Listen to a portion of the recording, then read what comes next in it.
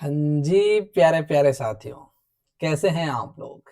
आशा करता हूँ आप लोग बहुत बढ़िया रहेंगे एंड आपका पढ़ाई एकदम जोर शोर से चल रहा होगा या फिर ट्रेनिंग चलने वाला है। ठीक है, अगर आप रिसेंटली सीए में इंटरमीडिएट क्वालिफाई किए हो या फिर इंटरमीडिएट में रजिस्ट्रेशन लिए हो, अगर आप ढूंढ रहे हो कि ट्रेनिंग करने के लिए, एक ये वीडियो आपके लिए है। ट्रेनिंग से पहले ये वीडियो देख लीजिए, ए टू जेड जो प्रैक्टिकल ट्रेनिंग की दिक्कतें रहती है, जो भी डाउट आपकी रहती है मन में, तो सारी ये वीडियो में मैं क्लियर करा दूंगा। ठीक है, तो मैं मानता हूं कि आपको थोड़ी बहुत आइडिया रहेगी। फिर भी मैं एक बार रिक्वेस्ट करूंगा आप लोगों को, एक वीडियो पूरी देखना, क्योंकि कुछ जानकारी ऐसे रहेंगी आपको शायद पता ना रहे, शायद पता ना रहे। ठीक है, ठीक है। पहले मैं और एक बात बताना चाहूंगा, अगर आप अभी ट्रेनिंग करने वाले हो एंड आपके फ्यूचर की गोल के हिसाब से कौन सी मतलब किस जगह ट्रेनिंग करना सही रहेगा, क्या आपकी मतलब इंटरमीडिएट के मतलब ट्रेनिंग के दौरान आपके क्या मतलब स्ट्रैटेजी या फिर क्या रोड मैप रहनी चाहिए जो आपकी गोल है वहां तक पहुंचने के लिए, तो ये वीडियो में बताऊंगा सारा कुछ। अगर आपको प्रैक्टिस करना है तो क्या करना चाहिए, अगर आपको कॉर्पोरेट में जाना है तो क्या करना चाहिए, अगर और भी कोई भी आपकी मतलब चीजें हैं, फ्यूचर में गोल है, उसको मतलब करना चाहते हो, तो अभी से उसका रोड मैप कैसे होना चाहिए। जैसे फॉर एन एग्जांपल, मैं कॉर्पोरेट में जाने वाला हूं, बट मैं जो काम अभी इंटर्नशिप में कर रहा हूं वो मेरे को कॉर्पोरेट में काम नहीं आएगा। ठीक है, मतलब जो आपकी फ्यूचर गोल है उसके अक्वाइंट मतलब उसको उसके रिलेटेड आपकी ट्रेनिंग होना चाहिए, ताकि जो आप ट्रेनिंग में सीखे हो वो कॉर्पोरेट में अप्लाई कर सको, ताकि मतलब आप ट्रेनिंग में कुछ अलग सीखे हो एंड कॉर्पोरेट में कुछ अलग सीखो। लोग करते हैं, बच्चे करते हैं, बट अगर ये चीज आप सही अभी सही कर लोगे तो आपको बहुत फायदा मिलेगी, बहुत फायदा मिलेगी। उसके लिए क्या करना होगा, उसके लिए वीडियो को जो भी 20 मिनट 25 मिनट जो भी इतने की वीडियो बनेगी, वीडियो क्लिप आपको पूरी देखना है। ठीक है, पूरी देखना है। ठीक है, मैं शुरू करता हूं कि पहला सवाल मन में यही रहता है कि सर या फिर भैया हम कब इंटर्नशिप कर सकते हैं। इंस्टीट्यूट में जो भी ये जो भी स्क्रीनशॉट वगैरह लिया हूं, जो पीडीएफ बनाया हूं, एज इट इज इंस्टीट्यूट को फॉलो करते हुए, इंस्टीट्यूट मतलब पोर्टल से कॉपी करते हुए। ठीक है, ऐसा कोई भी चीज नहीं है जो मैंने मन से लिखा हूं या फिर मैं खुद मेरा टेक्निक लगा के लिखा हूं, ऐसा नहीं है। जो भी लिया हूं इंस्टीट्यूट को फॉलो करते हुए लिया हूं। ठीक है, इसको आप ब्लाइंडली फॉलो कर सकते हो। ठीक है, तो आपका जो पहला सवाल है कि हम कब मतलब ट्रेनिंग करने के लिए एलिजिबल बन जाते हैं, तो इंस्टीट्यूट क्लियरली यहाँ पे बोलता है, अगर आप इंटरमीडिएट कोर्स के लिए एडमिशन ले लिए after 11th of 2020, then you are the eligible for the training. इसका मतलब सर हम तो देखे हैं कि भैया लोग इंटरमीडिएट क्वालिफाई करने के बाद ट्रेनिंग करते हैं। ये feasible and practical and proper मतलब स्ट्रैटेजी है, क्योंकि आप जब इंटरमीडिएट लेवल पे रजिस्ट्रेशन लोगे तब तक आपको डायरेक्ट टैक्स क्या होता है, इनडायरेक्ट टैक्स क्या होता है, अकाउंटिंग प्रॉपर अकाउंटिंग कैसे होते हैं कंपनी लेवल पे या फिर ऑर्गेनाइजेशन लेवल पे, उसका आइडिया नहीं रहता है। तो इसीलिए मतलब यही सलाह रहता है कि आप एक बार इंटरमीडिएट क्वालिफाई कर लीजिए, ताकि जो चीजें जो आप करोगे उसको उसका थियोरेटिकल नॉलेज एक बार गैदर कर लीजिए, तब फिर ट्रेनिंग में जाना, जो चीजें आप पढ़े हो उसको सही से यूटिलाइज कर पाना, सही से प्रैक्टिकली अप्लाई कर पाना। इसीलिए ज्यादातर बच्चे 95% बच्चे क्या करते हैं, इंटरमीडिएट क्वालिफाई करने के बाद ट्रेनिंग करते हैं। ठीक है, तो अगर आप चाहो, इन केस कोई पूछता है कि मैं इंटरमीडिएट मतलब के लिए ज्वाइन कर लिया, क्या मैं अभी ट्रेनिंग कर सकता हूँ? Yes, you can do the training, you can start the training.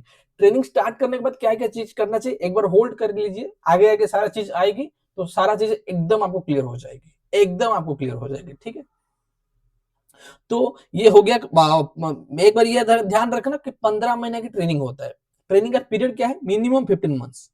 तो इंस्टीट्यूट जो भी बोल रहा है यहाँ पे मिनिमम 15 मंथ, अगर आप चाहते हो कि 2 साल करे या फिर 2.5 साल करे, you can do, no one can restrict from that, but minimum ये 15 महीना आपको ट्रेनिंग करनी होगी बिफोर द फाइनल एग्जामिनेशन। उसके में क्या इवेंट बट है, जब हम आगे आगे जाएंगे आपको सारा चीज क्लियर होते हुए चलेगी। ठीक है, तो इंस्टीट्यूट बोल रहे हैं कि हमारा ऑब्जेक्टिव क्या है, जो 15 महीने की हम ट्रेनिंग करें इसका ऑब्जेक्टिव क्या है। जो जिनको पता नहीं है मैं उनको एक बार बता देता हूँ कि आप इंस्टीट्यूट यही बताता है कि अगर आप जो प्रैक्टिकल थियोरेटिकल नॉलेज गैदर किए हो, जो थियोरेटिकल नॉलेज गैदर किए हो ड्यूरिंग द इंटरमीडिएट या फिर फाउंडेशन, उसको प्रैक्टिकली कैसे अप्लाई किया जाता है एंड प्रैक्टिकली ऑर्गेनाइजेशन में कैसे काम होती है, क्योंकि थियोरेटिकल एंड प्रैक्टिकल में जमीन आसमान की फर्क होता है।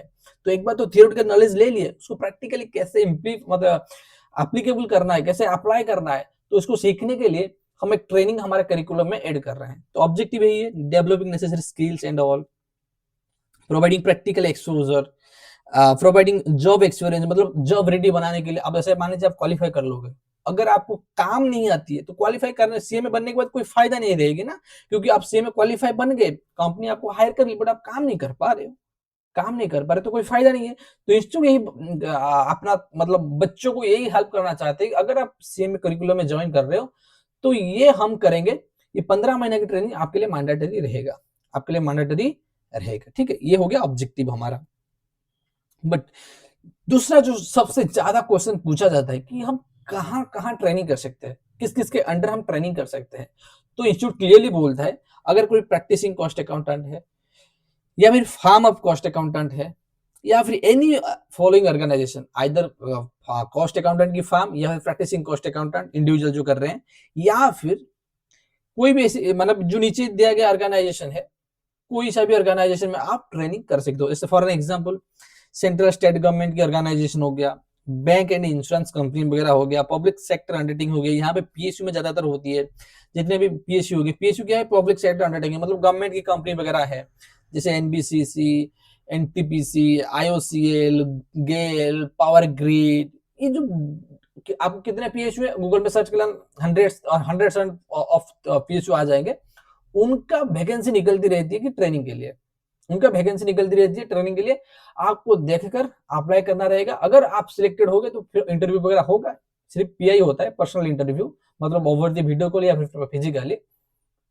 ट्रेनिंग होगा। अगर आपकी परफॉर्मेंस सही रही तो आप सिलेक्शन हो जाओगे, आप वहां पे ट्रेनिंग कर सकते हो, ठीक है। ये हो गया, यहाँ आप कर सकते हो। तो इंपॉर्टेंट पॉइंट यहाँ है, गवर्नमेंट इंस्टीट्यूट बोल रहा है CA and CS articleship will not be set of या फिर एंटरटेन। इंस्टीट्यूट यही बोल रहा है कि अगर आप सीए कर रहे हो या फिर सीए में साथ में कर रहे हो या फिर सीए में सीए साथ में कर रहे हो, किसी को कोई सा भी कॉम्बिनेशन हो सकता है, अगर वहां पे आप ट्रेनिंग करके आए हो एंड आप चाहते हो कि वहां पे जो ट्रेनिंग करके आए हो ये सीएमए के ट्रेनिंग के साथ मैं उसको सेटअप कर दूं, तो इंस्टीट्यूट क्लियरली यहाँ पे बोलता है will not be set of, will not be set of, getting my point or not. तो ये चीज आप ध्यान से रखते हुए चलना, क्योंकि बहुत सारा क्वेश्चन ये आता है कि, या फिर इंस्टीट्यूट लास्ट में ऐसा बोल दिया कि any other organisation whose turnover is 25 lakh in case of service sector, 50 lakh in case of the manufacturing other sector. अगर उनका टर्नओवर वो सर्विस सेक्टर में आप हो, जिस ऑर्गेनाइजेशन आप ज्वाइन कर रहे हो वो सर्विस में डील करता है, ओनली सर्विस में डील करता है, उसका टर्नओवर 25 लाख होना चाहिए, 25 लाख मिनिमम होना चाहिए, ठीक है। तो ये फिर माना जाएगा that organisation is the eligible organisation to give to take the CMA student as an apprentice, as an intern.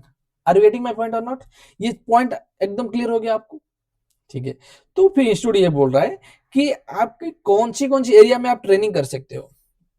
Training तो करेंगे हम समझ लिए कि कब ट्रेनिंग कर सकते हैं, कहां से ट्रेनिंग कर सकते हैं, एंड किस किस एरिया में ट्रेनिंग कर सकते हैं, किस किस एरिया में ट्रेनिंग कर सकता है। यहाँ पे इंपॉर्टेंट क्वेश्चन आता है कि कौन सी ऑर्गेनाइजेशन, जो ऑर्गेनाइजेशन पढ़े ना, ये जो ऑर्गेनाइजेशन हम पढ़े हैं, ये जो लिखे कि कौन सी ऑर्गेनाइजेशन हमको चूज करना चाहिए, कौन सी ऑर्गेनाइजेशन हमको चूज करना चाहिए।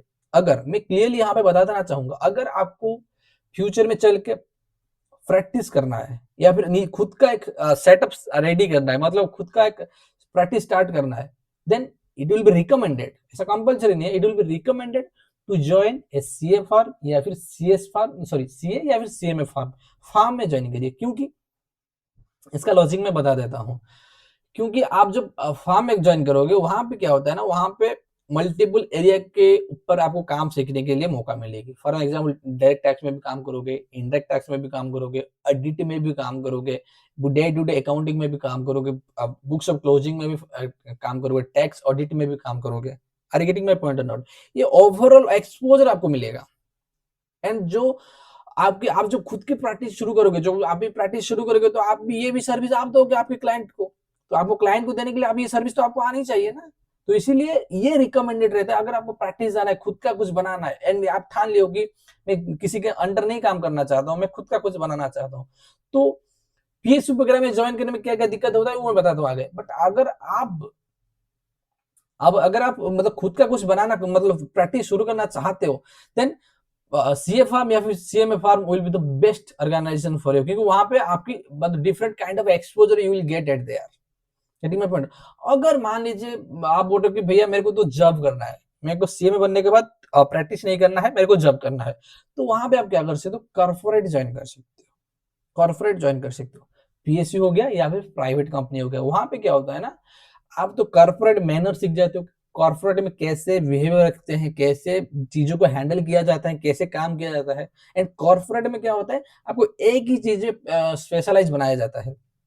जैसे मान लीजिए आपको ऑडिट दे दिया, ऑडिट, तो आपके जितने भी 15 महीना या फिर 2 साल जितने भी पीरियड की आप ट्रेनिंग करोगे, तो एक ही चीज में आपको एक्सपर्ट बनाया जाएगा।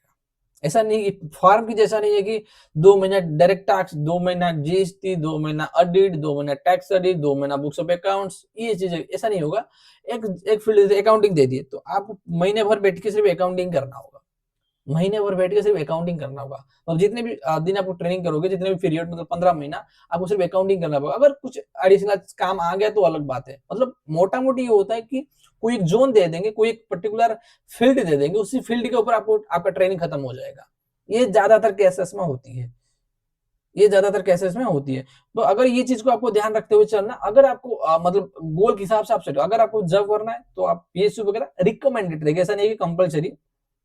मेरा दोस्त वगैरह है जो फार्म में काम करके पीएसयू में fast without without the rank in final, उनका रैंक नहीं था, फिर भी वो पीएसयू में प्लेस्ड हुए हैं। ऐसा नहीं, ऐसा हार्ड एंड फास्ट रूल नहीं है, सारा डिपेंड करता है कि आपकी कम्युनिकेशन स्किल कैसा है, आप कैसे चीज को समझा पा रहे हो, आप कैसे चीज को डिलीवर कर पा रहे हो, आप टेक्निकल स्किल क्या है, एक्सेल कैसे चलाना आती है आपको, क्या एडवांस एक्सेल आप सीखे हो, पावर बीआई आपको आती है, जो टेक्निकल स्किल्स हो गया, सारा एक पैकेज बनती है ना। Communication skill, technical skill, theoretical skill, knowledge, सारा एक बन के पैकेज बनता है। अगर आप पैकेज बन के निकलोगे तो आपको फटने में कोई नहीं रोक सकता, आपको फटने में कोई नहीं रोक सकता। ठीक है, तो ये चीज आप कर सकते हो। ठीक है, फिर इंस्टीट्यूट बोल रहा है कहाँ कहाँ से ट्रेनिंग कर सकते, मतलब कौन सी एरिया में, मैनेजमेंट अकाउंटिंग जो आप इंटर में पढ़े हो, cost accounting, financial accounting, financial management, auditing, regulatory compliance जैसे आरओसी वगैरह का कंप्लायंस वगैरह हो गया, direct taxation, indirect taxation, corporate law, project management, banking operation, insurance, insolvency and valuation. अबे ये बहुत उभरती हुई एक मतलब प्रोफेशन है, इंसॉल्वेंसी एंड वैल्यूएशन। जैसे कोई भी चीज करना होता है ना, मतलब सेल्स करना, या फिर कोई बहुत सारे मैंडेटरी रेरा एक्ट में रेगुलेशन भी है, वहां पे वैल्यूएशन के जो वैल्यूएशन एक्सपर्ट है, जो वैल्यूएशन कर रहे हैं, रजिस्टर्ड वैल्यूअर, तो उनसे वैल्यूएशन करवा के लेके आओ। तो ये चीजें भी आप कर सकते हो। चाहिए तो एक मेरे को बता देना, या फिर मेरे व्हाट्सएप नंबर आपको दे दूंगा, अगर आपको पर्सनलाइज गाइडेंस चाहिए कि आपके इंटरेस्ट के हिसाब से आपको क्या चीज करनी चाहिए, तो मैं पूरी मदद करूंगा वहां पे। ठीक है, पूरी मदद करूंगा। अगर आपको मेरे को नंबर चाहिए, मैं नंबर दे दूंगा लिंक में, या फिर व्हाट्सएप ग्रुप का लिंक दे दूंगा, मतलब डिस्क्रिप्शन बॉक्स में। वहां पे मेरे को मेरा नंबर दिख जाएगी आपको एडमिन के हिसाब से, वहां पे मेरे को आप कनेक्ट कर सकते हो, या फिर इंस्टाग्राम में, या फिर टेलीग्राम, या फिर लिंक्डइन में आप मेरे को कनेक्ट कर सकते हो। ठीक है, ये चीज आप कर सकते हो। तो फिर क्या है, तो इंस्टीट्यूट यहाँ पे यही बोल रहा है कि आपको मिनिमम 15 महीने की ट्रेनिंग करना चाहिए। अगर आप 2020 के बाद के स्टूडेंट हो तो मिनिमम 15 महीने की आपको ट्रेनिंग करनी चाहिए। ठीक है, ये तो सर हम समझ लिए। पर ट्रेनिंग जब हम करेंगे, क्या क्या चीजें हम करेंगे। जैसे मान लीजिए मैं एक ऑर्गेनाइजेशन में ज्वाइन कर लिया, कौन सी ऑर्गेनाइजेशन ज्वाइन किया, एंड उसी हिसाब से कौन सी फर्म मेरे को भरनी पड़ेगी, या फिर कैसे इंस्टीट्यूट को इंटीमेट करनी पड़ेगी। चलो आगे समझते हैं, ठीक है। अगर अगर यहाँ पे इंस्टीट्यूट ये बोल रहा है, अगर आपकी cost accounting firm, practising cost and management accountant, या फिर फार्म ऑफ कॉस्ट अकाउंटेंट, तो मोटा मोटी बोले अगर कॉस्ट अकाउंटेंट के नीचे आप काम कर रहे हो तो टी वन फॉर्म क्या होता है, एक टी वन फॉर्म होता है, मैं आपको दिखा दूंगा अगर समय मिला तो, नहीं तो मैं व्हाट्सएप ग्रुप में डाल दूंगा टी वन फॉर्म कैसा होता है। ठीक, सिर्फ इतना डिटेल रहता है कि एक यूडीआई मतलब यूनिक डॉक्यूमेंट आइडेंटिफिकेशन नंबर, वो जो प्रैक्टिसिंग कॉस्ट अकाउंटेंट है उनको एक यूडीएन मिलता है फ्रॉम द इंस्टीट्यूट मिलता है। तो वो ठप्पा लगा के एंड आपको ये करते हैं कि हाँ, ये सामने वाला स्टूडेंट्स मेरे से ट्रेनिंग लिया है, 15 महीने जितने भी पीरियड की लिए होंगे आप लोग, वो मतलब वेरीफाई करके देता है कि हाँ this person, this student has done the training from mine, from under of mine, मेरे नीचे काम करके गया है, इन क्या क्या चीज को मैं काम सीखा है, वहां पे ये फॉर्म में लिखा जाता है, एंड कब मतलब ट्रेनिंग शुरू हुई एंड कब उसका ट्रेनिंग खत्म हुई, ये सारा चीज के ऊपर वहां पे मतलब वहां पे मेंशन होता है, ठीक है। एंड कौन से कॉस्ट अकाउंटेंट, उसका नाम, वो कहाँ पे सिचुएटेड है, उसका यूडीएन क्या है, वो फॉर्म में मेंशन किया जाता है, आपको फिल करके क्या करना होगा, यहाँ पे देखो,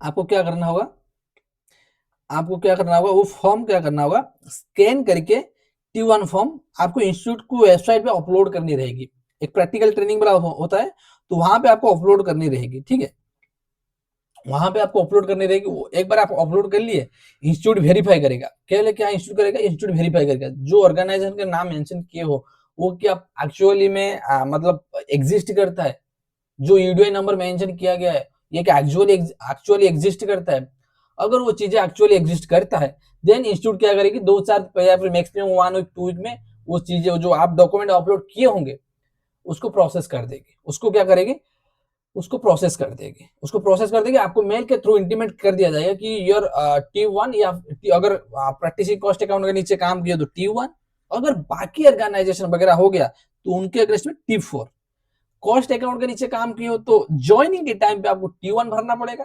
एंड अदर ऑर्गेनाइजेशन हो गए तो ज्वाइनिंग टाइम में आपको T4 भरनी पड़ेगी, T4 भरनी पड़ेगी, गेटिंग माय पॉइंट। एंड इनके आफ्टर कंप्लीशन ऑफ ट्रेनिंग तो आपको T5 में आपको इंटीमेट करना होगा, क्या करना होगा, online submission from T5 before applying for both और remaining group in final examination. आप जब एग्जामिनेशन करने मतलब इससे में इंटर फाइनल के एग्जामिनेशन के लिए अप्लाई कर रहे हो, मतलब एग्जाम फॉर्म फिलअप कर रहे हो, तब तक आपकी जो 15 मंथ की ट्रेनिंग खत्म हो जानी चाहिए, खत्म हो जानी चाहिए, ठीक है, are you getting my point out, ठीक।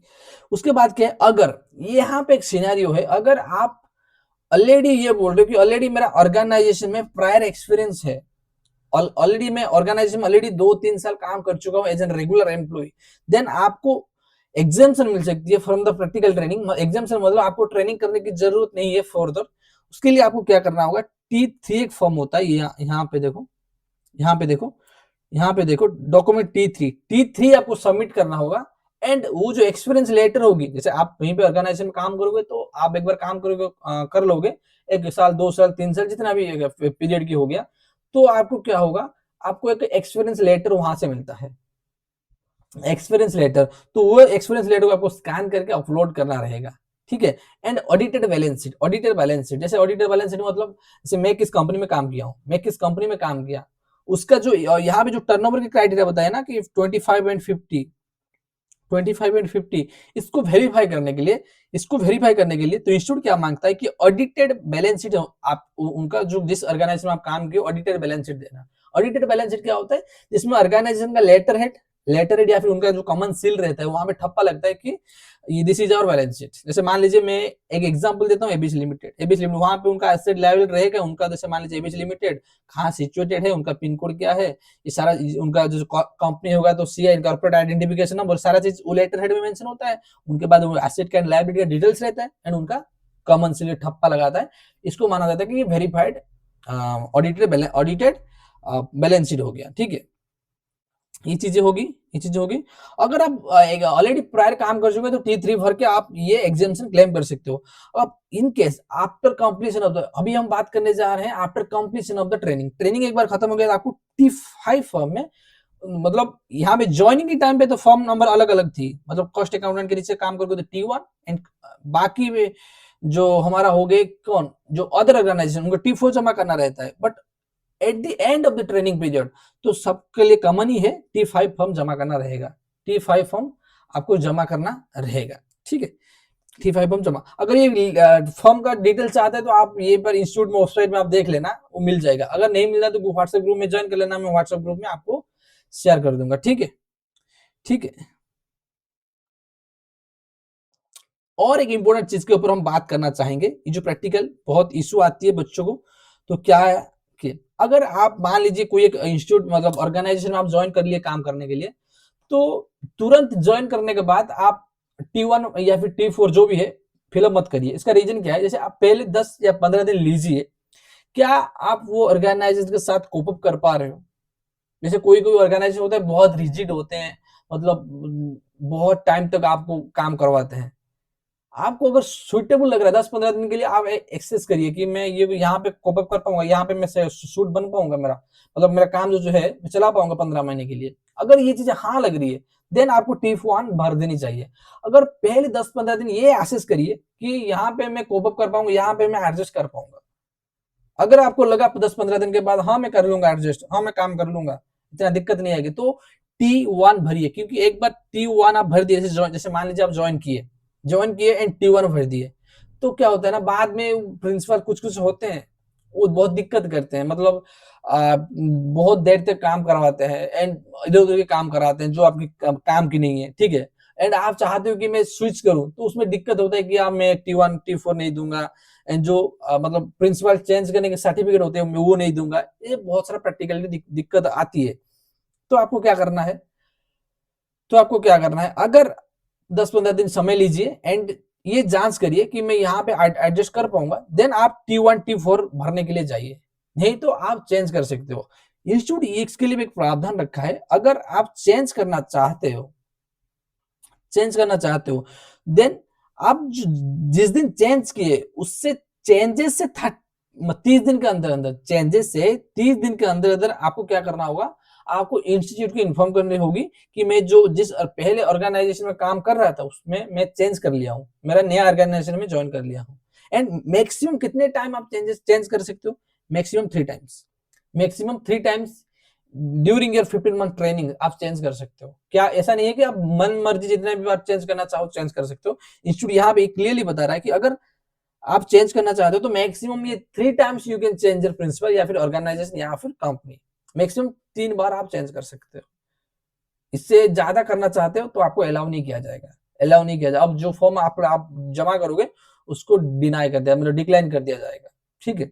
ये अगर जिस दिन आप चेंज करते हो उस दिन 30 डेज के अंदर अंदर आपको इंस्टीट्यूट को इन्फॉर्म करनी रहेगी कि इंस्टीट्यूट कि I have changed my organisation, वो फॉर्म होता है मेल पे होता है, आपको इन्फॉर्म करनी रहेगी, ठीक है। तो आई होप ये जो 20-25 मिनट की वीडियो रहा एकदम क्लियर हो गई होगी आपको प्रैक्टिकल ट्रेनिंग में क्या करना। पहले मैं समअप कर लेता हूँ। पहले आप जब ज्वाइन करोगे T1 या फिर T4, अगर आप प्रैक्टिसिंग कॉस्ट अकाउंटेंट के नीचे काम कर रहे हैं तो T1 आपको भरना रहेगा with in the 30 days of the joining से 30 दिन के अंदर अंदर आपको फिलअप करनी रहेगी। अगर आप other than cost accountant form join कर रहे हैं, मतलब कंपनी हो गया, सी फॉर्म हो गया और जितने ऑर्गेनाइजेशन हो गए, वहां पे आपको T4 जमा करना रहेगा। एंड जब आपकी ट्रेनिंग खत्म हो जाएगी T5 जमा करनी रहेगी with the audited balance sheet scan करके इंस्टीट्यूट की वेबसाइट पे आपको अपलोड करना रहेगा, ठीक है। Are you getting my point or not? ठीक है। आई होप ये जो वीडियो जो आपके जितने सारे डाउट रहे होंगे यहाँ पे मैं क्लियर कर दिया होगा। अगर इनकेस कुछ भी डाउट रह गया होगा तो मैं व्हाट्सएप नंबर दे दूंगा, लिख दूंगा नीचे डिस्क्रिप्शन बॉक्स में, आप मेरे को बिंदास मैसेज कर सकते हो एंड कोई भी क्वेरी मेरे को पूछ सकते हो, ठीक है। तो मिलते हैं अगले वीडियो में, तब तक के लिए bye, good bye, take care, best of luck for your future.